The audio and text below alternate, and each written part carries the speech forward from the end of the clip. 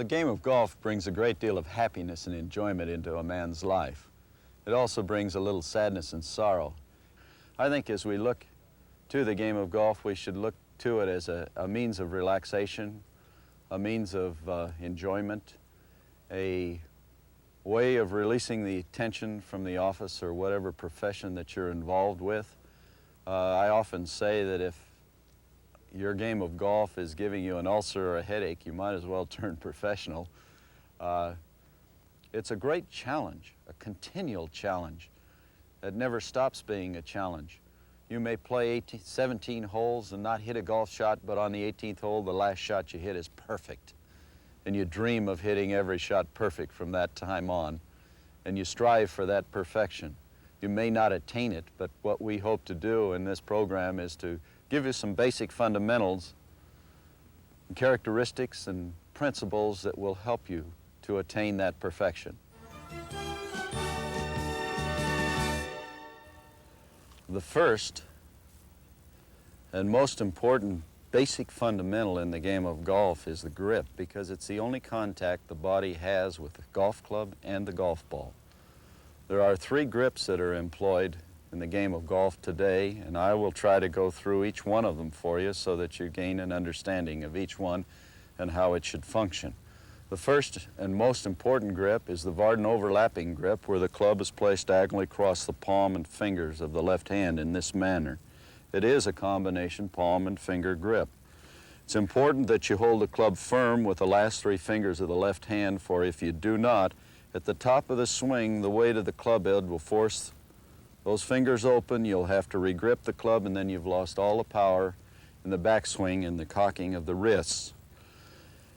This V that's formed here by the thumb and forefinger points approximately to the right shoulder when at address. This is the position of the left hand.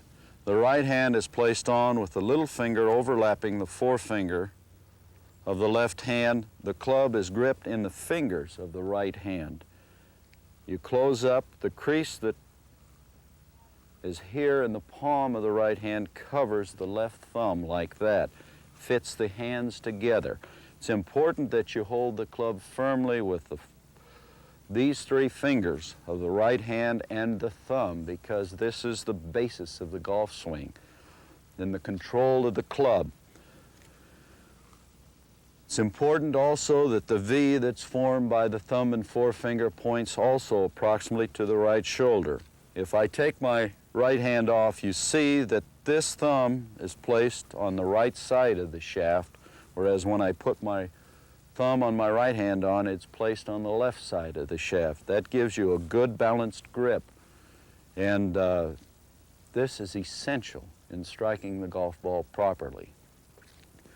Now, the other 2 grips that I've mentioned are the overlapping grip, and the other 2 are one is the interlocking grip and the other is the baseball grip, or the full finger grip. Interlocking grip, the left hand is placed on the same manner, except when you place your right hand on, the little finger of the right hand interlocks the forefinger of the left hand in this manner. With the overlapping grip and the interlocking grip, the idea is to cement the hands together and make them work as a unit. Now, the full finger grip, for people that have smaller hands, women and young people that are starting the game, is a more difficult grip to use, simply because the hands have a tendency to work against each other. You place the right hand on in this manner where all fingers are touching the grip of the club. And for many years I played this way because I have small hands, and finally when I was in high school I changed from a full finger grip to a Varden overlapping grip, and it certainly helped my game. But these are the 3 basic grips that are employed by golfers today, and we hope that you employ one of them correctly and properly.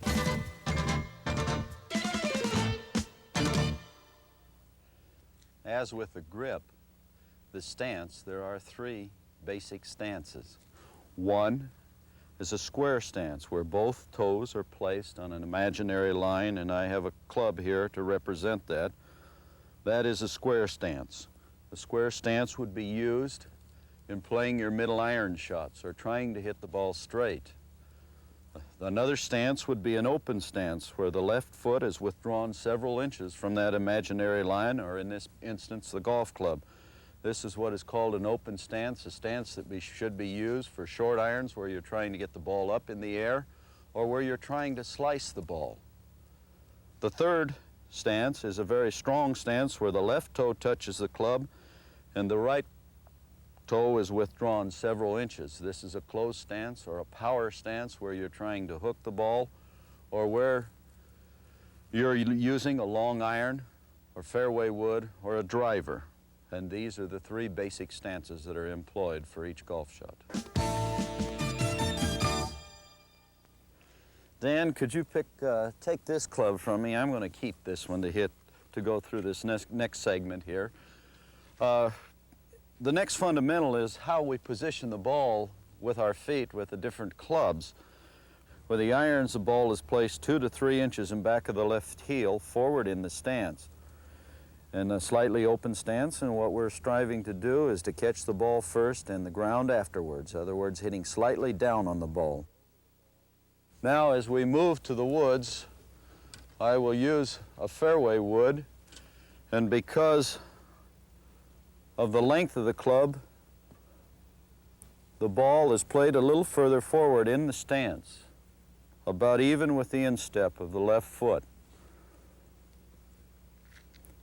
The difference with the iron and the fairway wood, with the iron you're trying to hit slightly down on the ball, catching the ball first, taking a divot afterwards. The fairway wood, we're striving to catch the ball right at the bottom of the swing, picking the ball off the grass, not trying to raise up this way or move forward that way, but try to catch it right at the bottom of the swing, sweep the ball off the grass, which will enable a good fly to the golf ball. Now with the driver, which is the number 1 wood, we use a tee, and because of the little added length on the shaft of the club, and because less loft on the face, we now move the ball a little further forward to where it's almost to the left toe. What we're trying now to do is to catch the ball on the upswing. Downswing with the iron, the bottom of the swing with the fairway wood, and on the upswing with the driver. Now, Dan, as we move along, give me another club. This work on alignment here. What I'll do is I'll place the club on the ground in the direction that I wish to hit the ball and show how my hands, my hips, and my shoulders are placed in preparation for the hitting and striking of the golf ball. Let me move this way just a little bit so we get flush with that camera. Now it's important that my toes touch that imaginary line to where I'm shooting, that my hips are pointed that way too, and also my shoulders. This is squaring right up with the intended line which you wish to hit the ball. Now with some of these basic fundamentals which we've learned already, we're prepared for the swing. With the weight evenly distributed on the balls of both feet, not back on the heels or up on the toes, but right on the balls of the feet, and the club placed on the ground in this manner with the hands held high up toward the chin, not down flat, but up high. We start the swing by taking the club back square to the intended line of flight by bringing it back with the left hip, the left arm, the left shoulder. Weight is contained within the right side of the right side of the body. It never sways out this way, but the weight is placed in this manner. As you arrive at waist high, the hands then start to bend or cock to a position like this at the top of the swing. From here is a very critical point because most people, because of thinking of distance and most emphasis being on distance today, want to hit the ball like this from the top of the swing. It's not that swing. When you're at the top of the swing, the left shoulder has now moved under the chin All the weight is on the right side of the body. From here, there is a pull of the lower left-hand side of the body, the left heel being placed back on the ground, the hips laterally move toward your target, your hands drop, and at waist high they start to unfold. The right side now is adding the power. The left hand, left arm, and left side is guiding the club through the ball.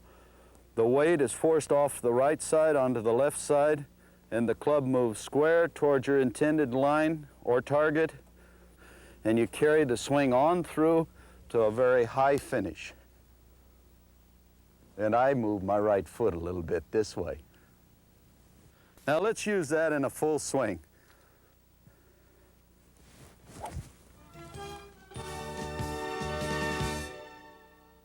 The number 1 wood, the most difficult club in the bag to use because it has the longest shaft and the least amount of loft on the face. I might say that once you find a driver that feels good in your hands and you have good results with, don't change, because the driver, in my opinion, is the number 1 club in your bag. Reason for that is because it consumes half the distance on almost every hole that you use it on. It's important that you have confidence in your driver and you make a good swing at it. With the driver, the ball is played toward the left toe, forward in the stance. The head slightly behind the ball because you're trying to catch the ball a little bit on the upswing and lift it off the tee. I use a rather closed stance where the left toe is somewhat closer to the ball than the right toe. Imaginary line here, the right toe would be about 2 to 3 inches in back of that imaginary line. This is a power stance. We're striving for distance. Try to take the club back square, good shoulder turn, and then pull down with the right hand, or left arm, through the ball, hoping to place the ball in the fairway. Come on, baby, to the left. Left.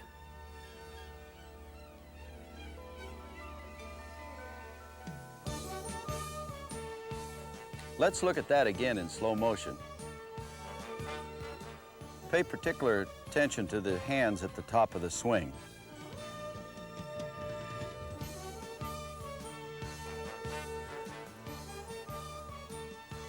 We'll see that swing again.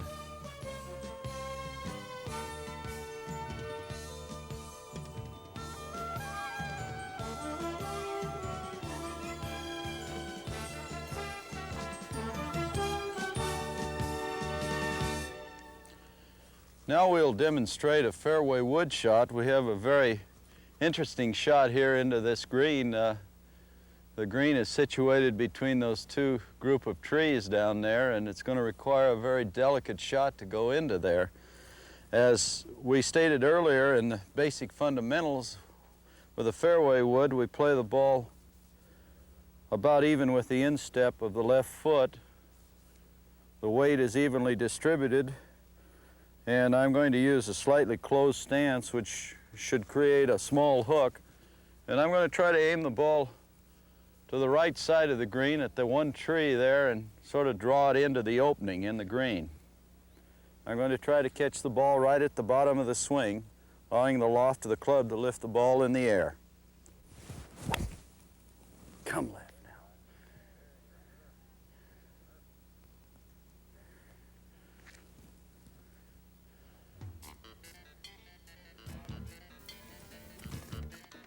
Again, a slower look at the swing with a fairway wood.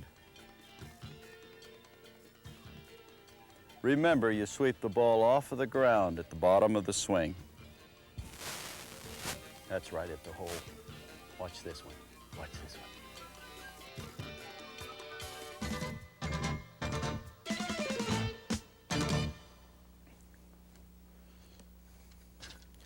Well, we have a nice little par 3 here, long iron shot. Try to make a nice swing here with a 4-iron. Here with the long iron, we position the ball about 2 to 3 inches in back of the left heel. the weight evenly distributed on the balls of the feet. Now just try to take the club away and slightly hit down on it, hitting through the ball, aiming the ball a little right and drawing it in.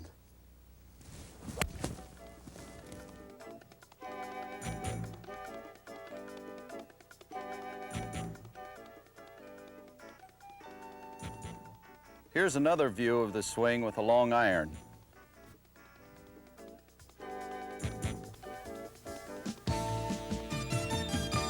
Well, Dan, we're right here in the middle of the fairway and have a slightly downhill shot. A little wind blowing a little bit from left to right. The stance is, the ball's slightly above my feet. I'll use a little more open stance this time. And I figure I've got a 7-iron shot, which is a middle iron. What I'm going to try to do here is I'm going to try to aim the ball just a little bit to the right and hit a very gentle draw from right to left into the hole. Let's see if we can bring this to pass.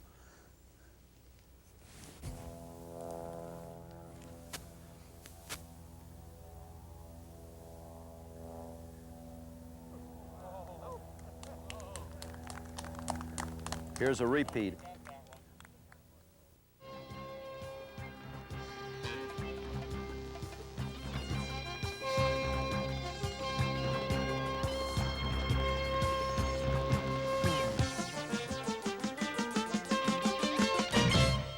Here we're faced with a normal short iron shot. I've selected an 8-iron.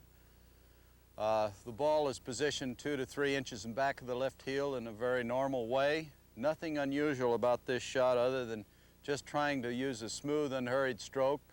Of course, as most of you know, the distance I hit an 8-iron may be different than yours. You may hit it further, or some of you may hit it shorter. The main thing to remember is to position yourself over the ball so that your head is directly over it. Your hands are right behind the ball. You take your line with your shoulders, your hips, and your feet. I'm using a slightly open stance, trying to get the ball up in the air and let it come in softly from right to left onto the flag.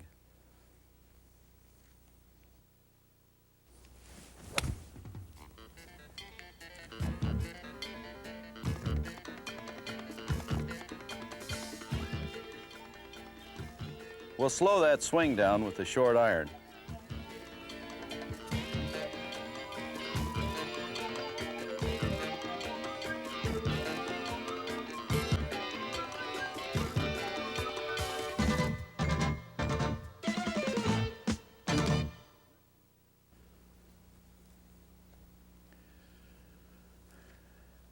This is one of the most breathtaking shots that anyone will ever have. A little pitch over a sand trap to a flag that's cut very close to the trap.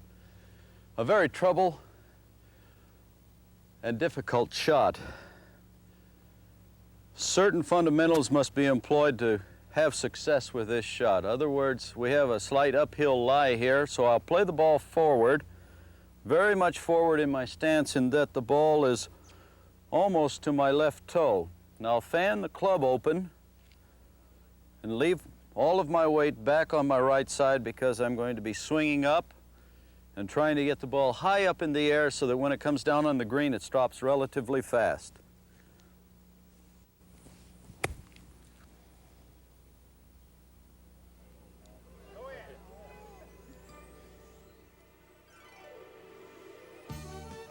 We'll take another look at that in slow motion. Pay particular attention to the hands at the top of the swing.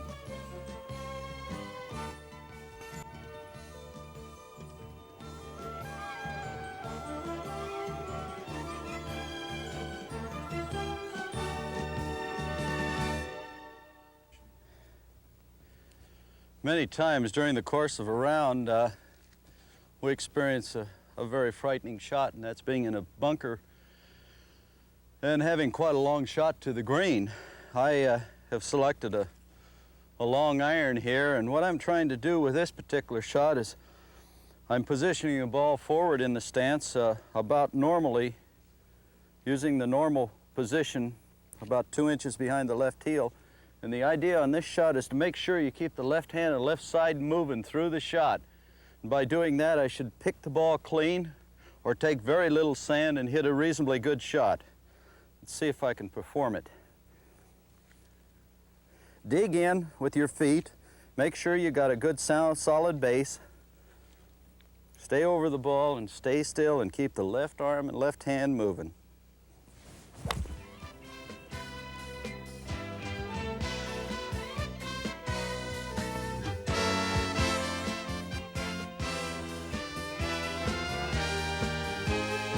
We'll see it again in slow motion.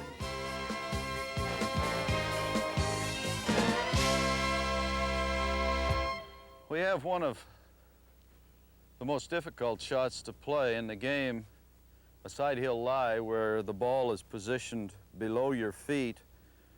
It's sitting here in the rough a little bit. The flag is cut on the right side of the green.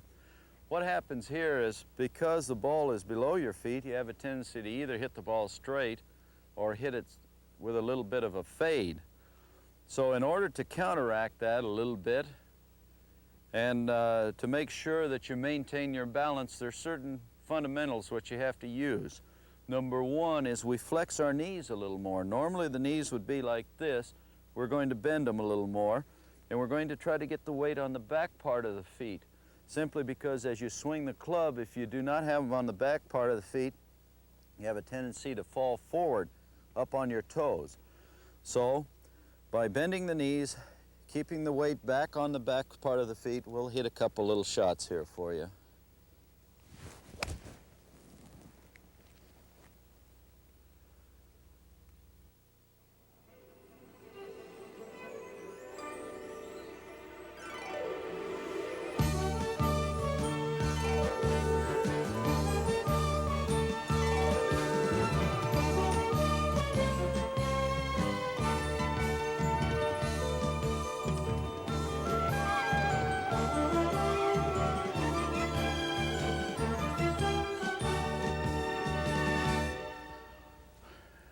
This particular shot creates a little problem with a lot of players where the ball is considerably higher in the feet. Side hill lie. In this particular shot, it's important that you aim considerably to the right, play the ball forward in your stance, and keep the weight more on the toes in this particular shot, because if you do not keep it on the toes, the weight, the gravity will have a tendency to pull you back on your heels. So get the weight on your toes and stay right over the ball. Aim a little right because the ball's going to hook.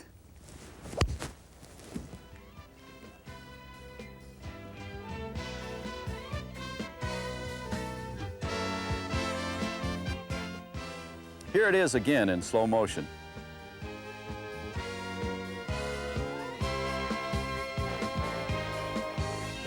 Well, we're faced with a nice little uphill lie here. Again, this is a very difficult shot for many players simply because they do not position themselves right. You position yourself with the ball forward, way forward in the stance. It's almost off of the instep of the left foot. You have to put more weight on your left side because if you don't, the law of gravity will pull you down onto your right side and you'll fall back and either top the ball or hit behind it and miss the shot completely.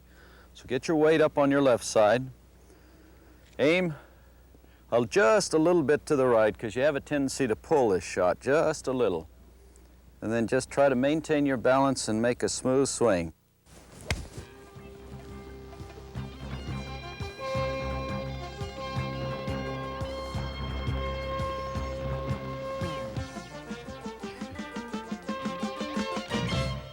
The downhill lie. Woo! That is a fun one. In order to hit this shot, the ball must be played toward the right foot, and the weight must be maintained on the right foot. Again, because of the law of gravity, the tendency is to fall forward. By doing that, you'll hit the ball right in the middle of the ball. So keep the weight back on the right foot. Take one less club, because as you come into the ball, the loft is pitched forward, and you take loft off the club with the swing. So if it looks like it's an 8-iron, take a 9-iron.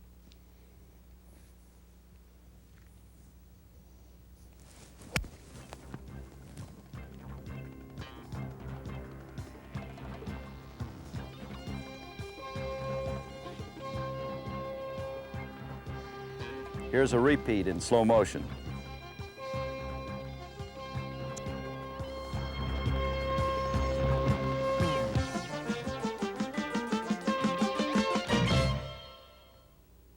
We're faced here with a little uphill shot. We're blind, we can't see the flag. So there are some characteristics or basic fundamentals we can employ to play a reasonably good shot from down here where you're playing from a blind area. First of all, I've been up, I've checked the distance. Now I come back and I have one of my playing partners raise the flag to where I can see it. Now I remembered how far it was. The flag can be placed back in the hole, and now I go ahead and play just a normal pitch shot, envisioning in my mind the distance and the direction.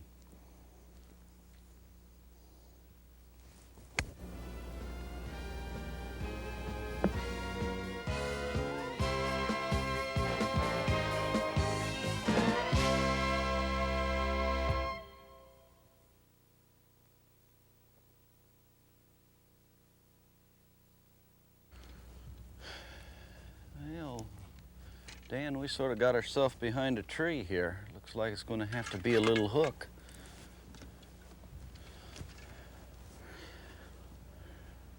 Well, as you can see, the flag is directly behind that tree. It's going to require a bend from right to left to get that ball around that tree to get it on the green. So what we'll try to do is I'll try to close my stance, bring my right toe back, and I'll try to strengthen my grip also by rolling my left hand toward the right side of my body and putting my right hand under more, giving it being a stronger grip and a more power grip, and this should create a hook. The swing is a little bit from the inside out and over, and that should also create the hook. Let's see if that works. Here you go.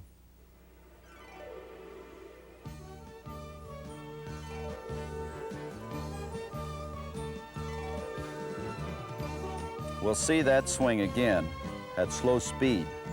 A nice hook around that tree.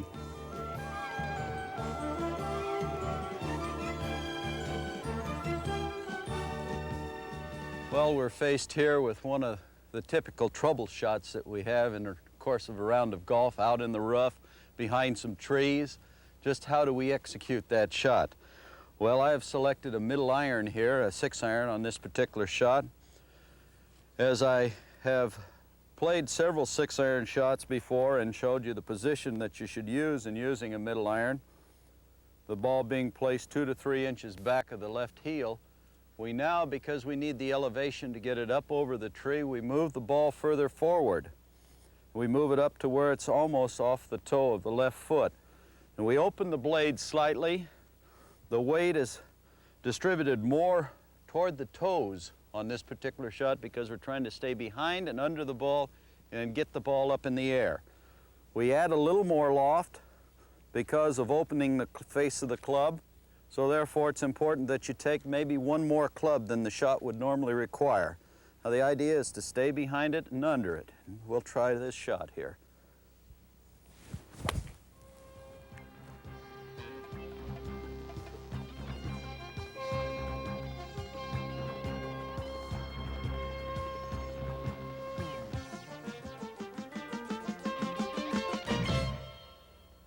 Well, we're situated here with this tree between us and the flag. The best way to play the shot is from around to the left of the tree with a cut or a fade back.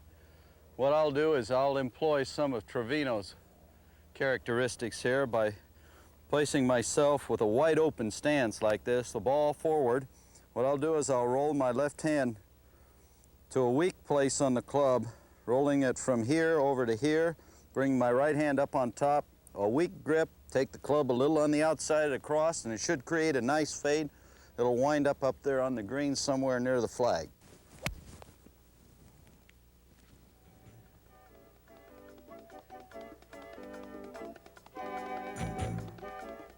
Another view of a slice swing, slowed down.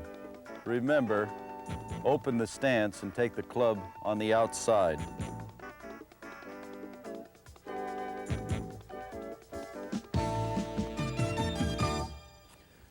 Well, it's always exciting when you hit the ball in the fairway and you're behind a tree. What I'm going to try to do with this shot is I'm going to try to hit a little low 5-iron underneath the tree that'll hit short and run it up on the green. How we do that is we play the ball back toward the right foot, and we use about a 3/4 swing or a punch swing, in which I'll drive the right hand into the ball, but I must carry the left hand and the upper part of the body through. If I do not, if I lag with the upper part of the body, it'll create a shank where you'll hit the ball right out over to the right. So we'll just try to hit this little low punch 5-iron.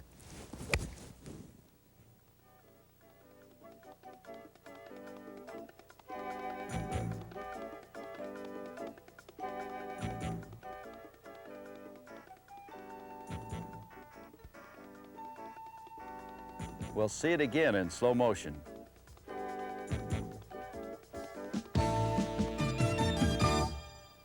Well, Dan, we sort of hit it over here on the side of this hill and the ball ran down toward the water here. We should be able to play that. Oh goodness, it's right in the edge of the water. You know, a guy could get wet here playing this shot. I think I better put my rain gear on.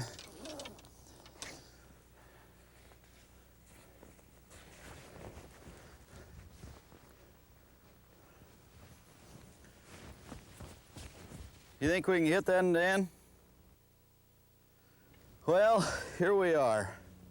What we do is we take a slightly open stance and we sort of close the club a little bit. And what we're trying to do is hit about 2 to 3 inches in back of the ball and keep the left hand moving. And if I do that, it'd be just like an explosion shot out of a sand trap.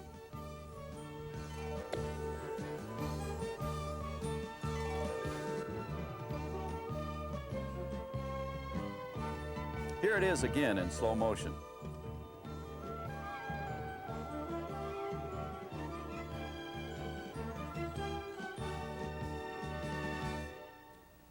This is what one would call a typical sand shot. The ball is laying nicely up on top of the sand. The flag is very close. What we try to do with this particular shot is open the stance, almost take your belt buckle and point it to the hole. Don't come in and take the normal stance like this, but open your stance up. Face the hole this way, as if you were pitching the ball out with your right hand. Open the blade of the club, play the ball even with the left heel, forward in the stance. Try to take the club a little on the outside and down and across. What this should do is just sort of pop the ball out of the sand near the hole.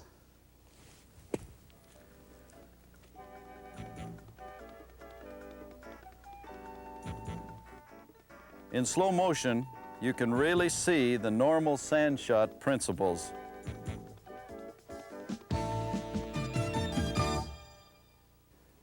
We have here a shot that most people dread, a buried lie in the sand trap or a fried egg. But yet there are some basic fundamentals that, if employed, make this shot much easier. The first thing you do is you close up your stance as if you were playing a shot normally out of the fairway. Play the ball back in your stance. Close the blade of the club. Now just try to hit down and through the ball, starting the club into the sand about right at the edge of the crater. Make sure you carry on through with the left hand.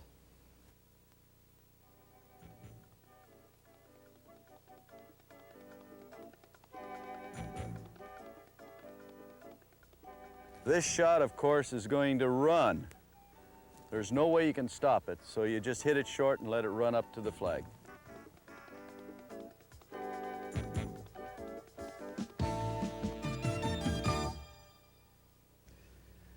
And even I don't know about this one. Ball's hit up here and then just trickled back in the sand trap. Well, let's see if we can play this. What you do is place your right foot down here in the trap like this, try to get a firm foundation, and just bring your left in and sort of anchor it there just a wee bit. What you're trying to do now is Open the blade of the club just a little bit. All your weight, of course, is back on your right side. Trying to hit just underneath the ball with a little open blade. Make sure you carry your left hand through.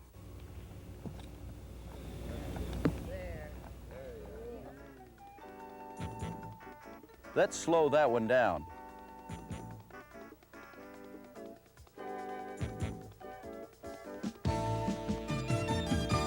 Dan, we hit a pretty good shot there. It just did get off the edge of the green here.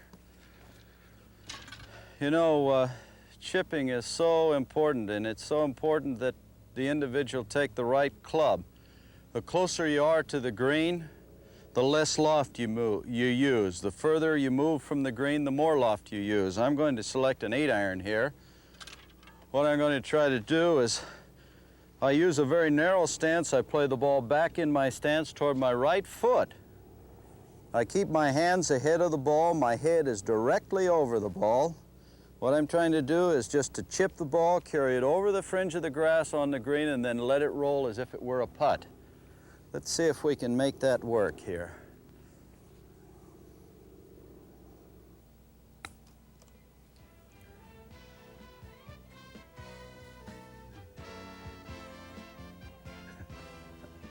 Watch how the hands are placed forward of the ball at address.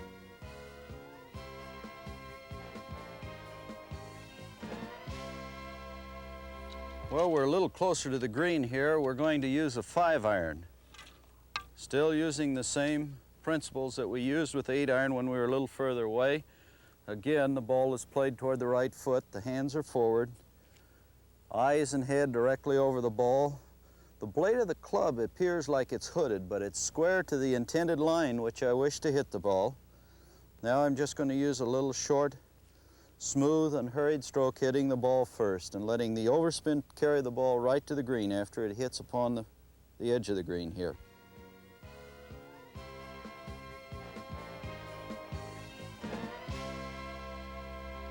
On this particular shot, we're a little further from the green. I've selected a sand iron because all I'm trying to do now is just pitch the ball onto the green about 4 or 5 feet and then just let it roll. Because the ball is sitting in the grass, it will be impossible or very difficult to get any backspin on the ball. So therefore you have to allow for a little more run than you would normally allow for if the ball were sitting on a very closely clipped portion of the fairway. I open the stance. I play the ball about off of my left heel, and here it's important that you carry the left hand through in this manner. Let's try this one.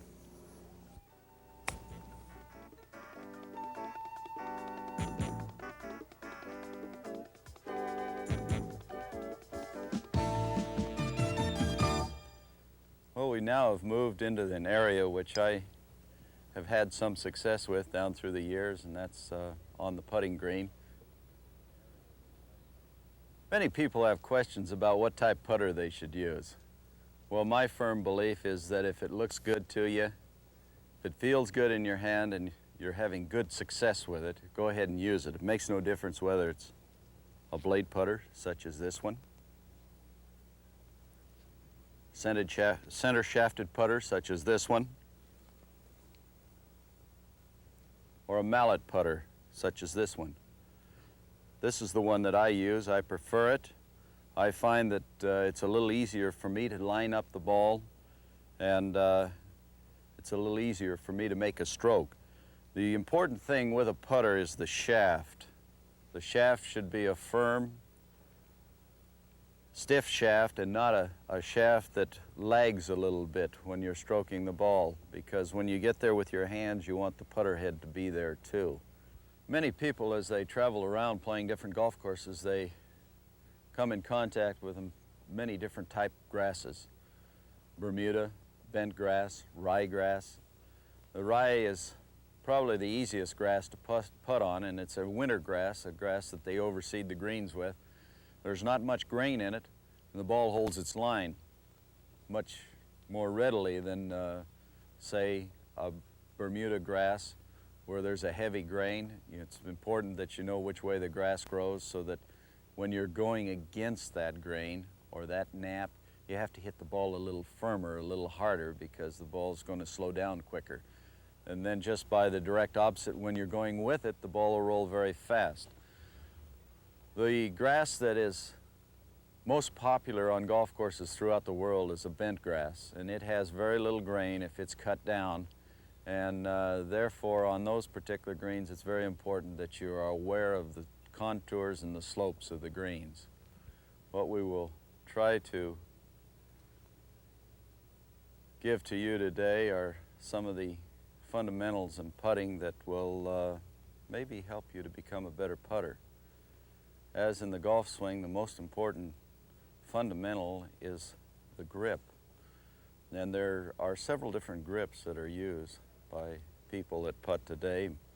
Many use a reverse overlap where the club is placed in the right hand in this manner, and then the left hand is placed on the club where the forefinger extends down over the last 2 or 3 fingers of the right hand. This is called a reverse overlap. There are people that putt with the regular Varden grip or the overlap grip. Then there are other people that putt with their hands in this manner and baseball grip, or even spread their hands further apart on the grip. The whole idea is to, again, cement the hands together to make them work as a unit. As we move from the grip, we then go to the stance, whereby the feet are placed a certain distance apart where the weight is evenly distributed. It's important that you, again, have good balance. Don't be up on the toes or back on the heels putting, but be right on the balls of the feet.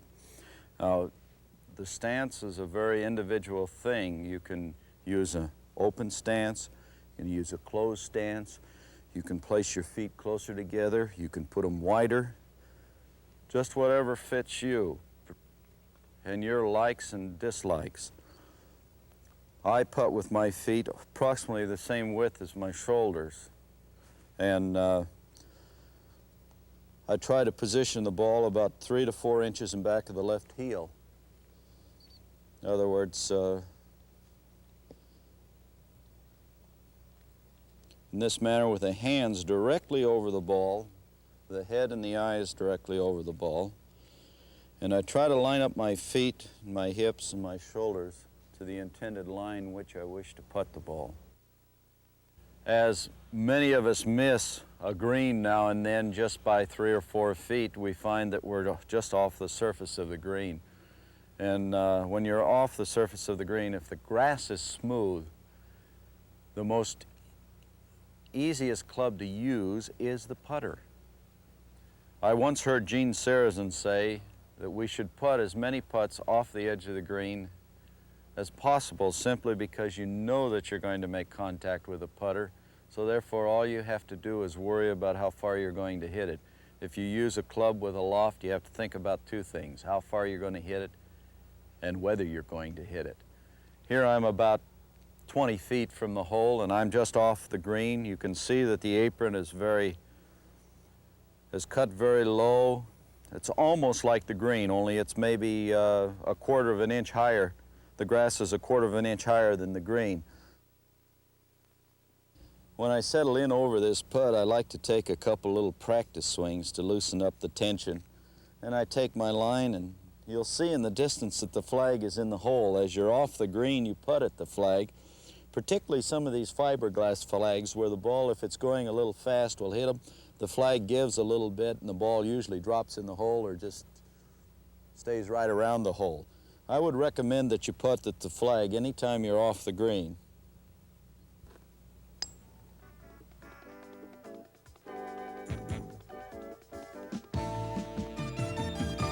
We're faced here with about a 40-foot putt. What I strive to do with this is I have checked to see just how far I am and if there are any impurities in my line, little rocks or things that sometimes come out from a sand trap from the play before you arrive at the green. You pick those up, move those, and I've checked the contour of the green to determine which way the putt is going to roll. Now what I'm going to try to do is position myself over the ball and try to make a smooth, unhurried stroke. You'll see that because I am 40 feet away that the stroke will be quite long. As we get closer to the hole, the stroke becomes shorter and more abrupt. I'm very conscious of distance here. In positioning myself over the ball, I have set myself on the line which I intend to hit the ball. Now all I have to do is just make that club head move on that line. It's very important to keep the putter low to the ground, keep the blade square, and as you look at the stroke, it appears that the putter blade closes on the backswing, but it does not. It's just perfectly square to the intended line. The distance is the important factor here, and the speed of the putt.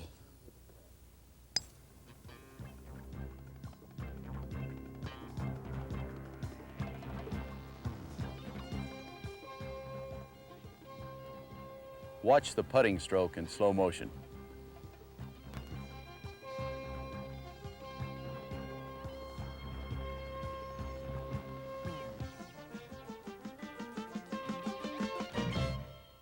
Another thing to remember when putting the ball is to keep your head still.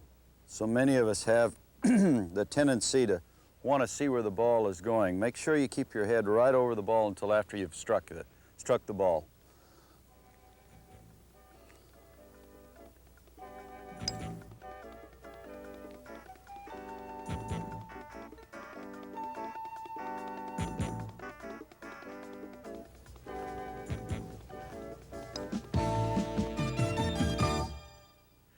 As we now are faced with about a 3-foot putt, this is usually the result of a 40-footer is faced with about a 3-footer. And I recommend that you spend twice as much time practicing 3- and 4-foot and 2-foot putts because you'll have more of those in the course of a round than you will the longer putts. So as you're putting from a great distance to the hole, try to envision a circle around the hole of about a 3-foot circle all the way around the hole and try to lag the ball into that circle. Then devote that time to practicing this distance putts. The same fundamentals are used by positioning yourself. It's a shorter stroke, and of course the blade is kept square, the head is kept down, and it's a smooth, unhurried stroke. We'll see it again in slow motion.